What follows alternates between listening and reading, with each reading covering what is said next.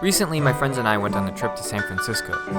We caught the sunrise at Twin Peaks, saw the Pacific Ocean, and had our first In-N-Out burger experience. But I had traveled out there with a specific goal in mind, to see something that only resides in this small sliver along the west coast of the United States. Tall trees. And I mean really tall trees. In fact, I went to see the tallest living things in the world, the Coastal Redwood.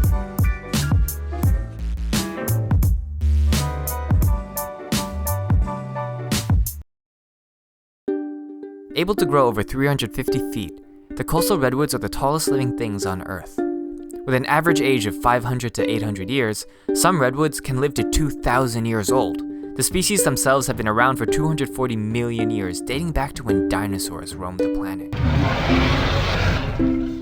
You see, the secret of coastal redwood longevity is in their insane resilience to the world around them.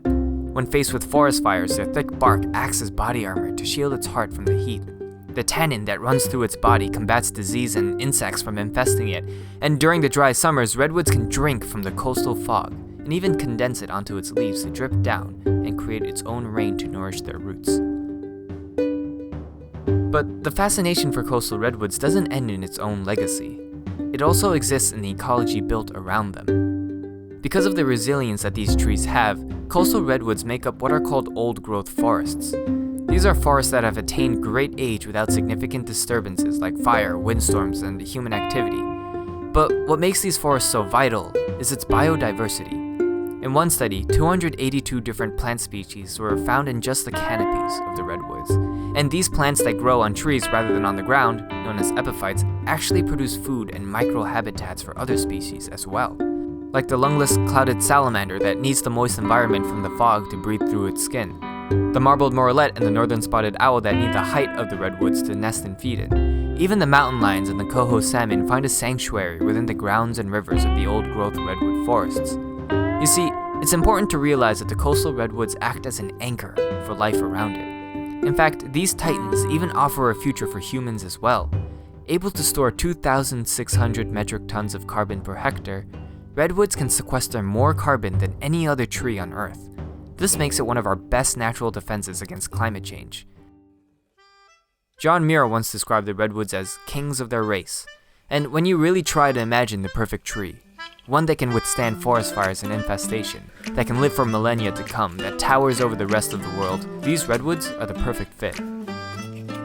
But while all of these facts are awe-inspiring themselves, I don't think it can fully capture the breathtaking power the redwoods can have on you. When you find yourself surrounded by these towering ancient beings, there's a certain rush of wonder and reverence that floods through you. Seeing the scars of relentless battle the forest had championed, hearing the same silence and shimmer that once enveloped the world ages ago, you're surrounded by a living archive and remnant of the world before us. The story of the redwoods is one of resilience and withstanding a changing environment. It's a story of solidity in upholding the lives of those around it. The sky-reaching figures of the redwoods is an inspirational reminder that we share this planet with other incredible life forms. These redwoods are some of the last remaining titans of our planet. Currently, only 4% of the original old-growth redwood forest remain, with 96% lost to human logging within the past 200 years.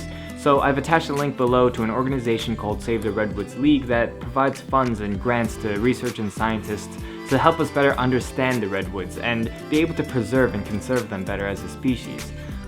If this video hasn't already convinced you about how amazing these trees actually are, you should definitely go and check them out in person, because I can't really capture it on video.